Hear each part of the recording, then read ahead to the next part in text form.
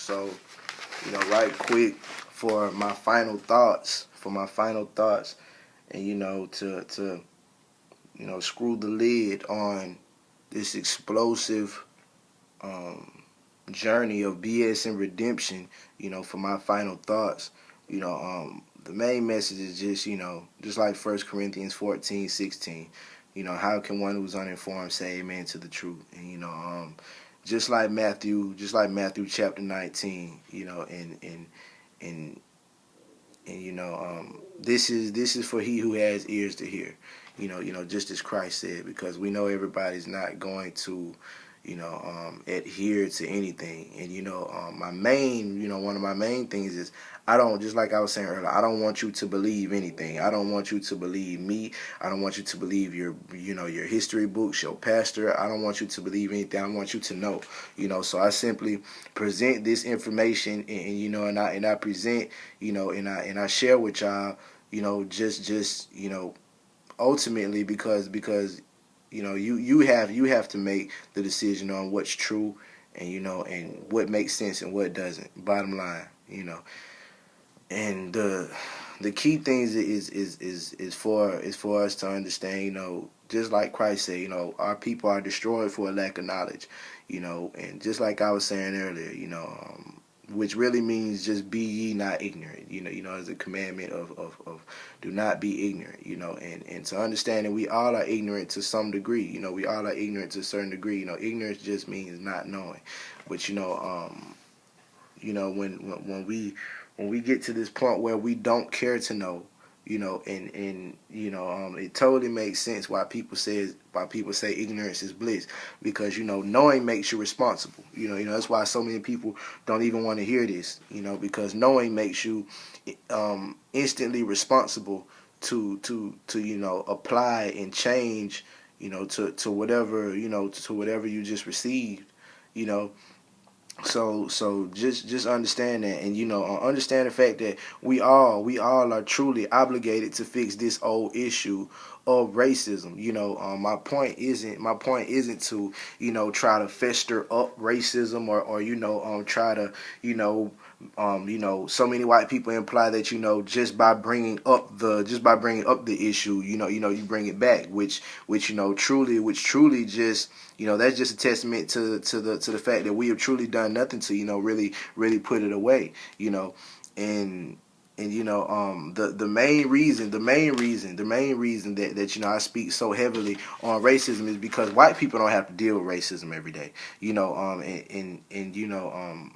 Understanding the fact that just like I was saying earlier in the lecture, I do not believe at all that person per person that white people are racist at all. But this is something that is totally happening by the media, and by way of television. You know what I'm saying?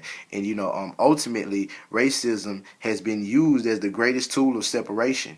You know what I'm saying? So we refuse to ever discuss, or to ever you know, if we decide to leave stones unturned, basically, if we decide to leave so many of these stones unturned as we have, and we decide to continue to ignore this big old gray elephant in the room, then it shows that we have no true intentions of solving this problem at all. And just like I was explaining earlier, I got kicked out of a Bible study, standing against the ignorance of my people. You know what I'm saying? White people, y'all finna have to do the same goddamn thing. You know what I'm saying? Y'all finna have to kick ass. And y'all gonna have to clean out the closet, because just as I was saying earlier, the simple fact that white people even let that slide. White people even let that slide, that our forefathers came here fighting the queen or whatever. You know what I'm saying? Rebelling from the queen or whatever. And the simple fact that all of these presidents, every time you turn on fucking news, all of these damn presidents are bowing to the queen, for the simple fact that white people let that shit slide. Like, don't fucking talk to me about racism, or don't even try to attempt to have the gall to be offended when I bring up white people's bullshit, because so much bullshit, white people letting fly, and totally because they don't want to take accountability and you know things like this, and you know, and it's just so backwards. You know, it's just so backwards. You know, and understanding the fact, just like I was saying earlier, man, that's why it's so important that we talk about racism, slavery, all these things, because ultimately the racism was implanted in slavery, you know, and if we can't understand that both of us lost a huge part of our spirits, you know, both of us lost, you know, our spirit is ultimately us, you know, because we're not the body, you know what I'm saying? So we lost so much of ourselves, enslaved from black to white, in the time of slavery, and even now, because now, as I explained to you through 13th Amendment, we're still in slavery. You know, black people are still enslaved.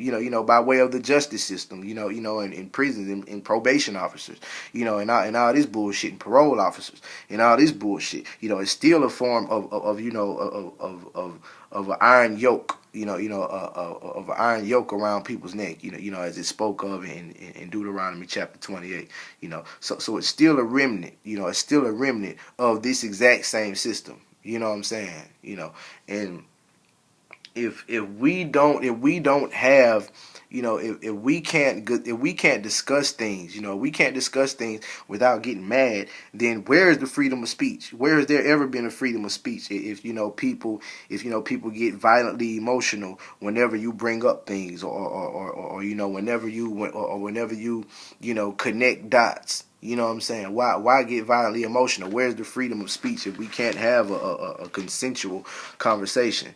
You know what I'm saying? And this whole lecture was about, from white to black, from Catholic to daggone, Presbyterian, Latter-day Saints, Baptist. It doesn't matter, man. You know what I'm saying? It does not matter. Anybody holding a Bible, you do not have the right to ignore the genetical, psychological effects of what is going on in the Bible and slavery.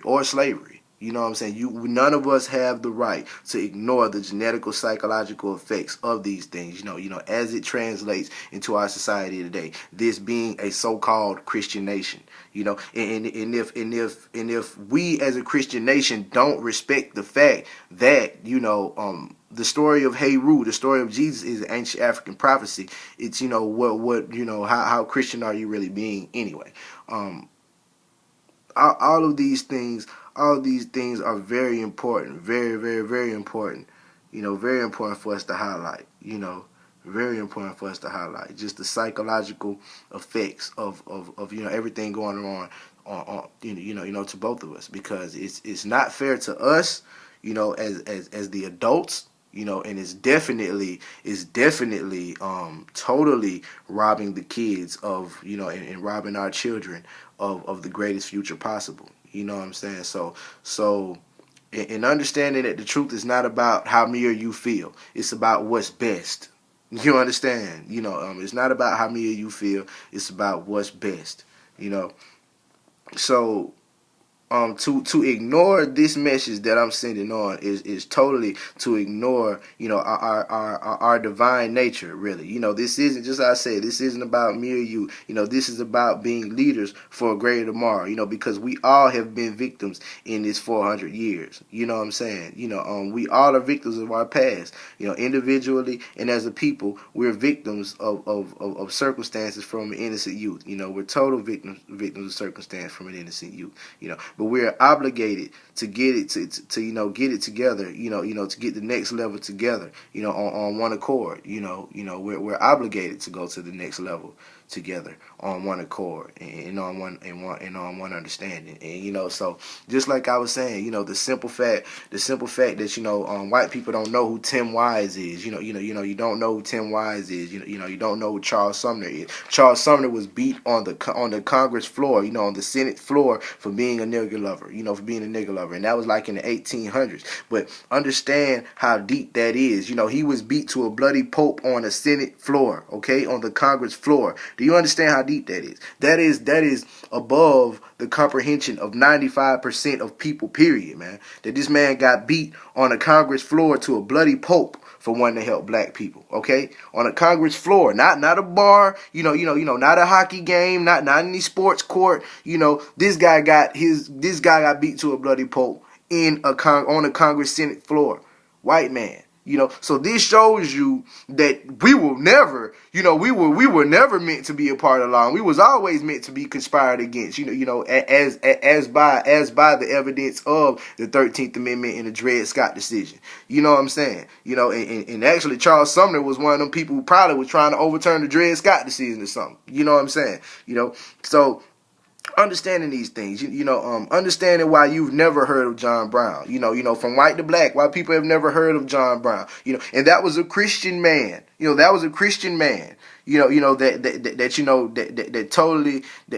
totally seen that all the shit that these white people were doing was bullshit, and John Brown was so-called white, but you've never seen a movie on John Brown, and you have to ask yourself why. You have to ask yourself why, because I'm pretty sure I already know that in the movie Roots, or Roots or Amistad, none of the early slave movies that they brought out, I can guarantee you that in none of those movies did they show the Bible. You know what I'm saying? Or did they show white people using the Bible? The only movie that, showed white people even attempting to use the Bible was Shaka Zulu. And, everybody didn't, so many people didn't see Shaka Zulu, which is one of the most awesome telling films, period. That's just an awesome film, period. Shaka Zulu is straight up classic, for anybody, for us to understand the psychology and the type of attack we were under. You know what I'm saying? The type of mind game that, the European played at the beginning. You know what I'm saying? A very smart, shrewd one was he. You know what I'm saying?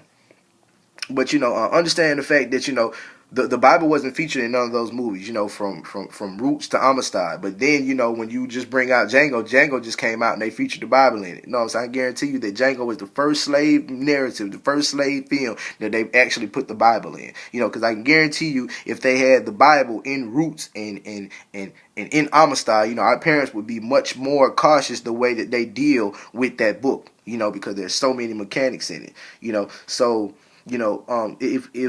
So my message to white people, and that's why I say you're going to have to kick ass, you're going to have to put your foot up your people's ass, because ultimately, white people's greatest sin ever since slavery, has been their denial of the psychological effects, the genetical psychological effects to both of us. You know what I'm saying? Ever since slavery, their greatest sin has been their denial. So for black people to be in denial of anything that's going on with us, it totally makes us no better. Because a superior people deals with truth skillfully. You understand? A superior people can't be a people in denial. You know what I'm saying? Point blank period around the goddamn board. We all children of the Most High, and we cannot be a people of denial. Point blank period. You understand? So my point is, if I want to solve black on black crime, which is an anomaly of today, which is a modern anomaly of today, if I want to solve black on black crime, I have to know the ins, outs, ups and downs of what's going on. You know what I'm saying? I have to know exactly how my people are and why they respond to each other this certain way. You know what I'm saying? If I want to solve black on black crime, I have to know the dynamics and the ins, outs, ups and downs of what's going on. So it's the same thing for white people. It's the same thing for white people in slavery and their issues.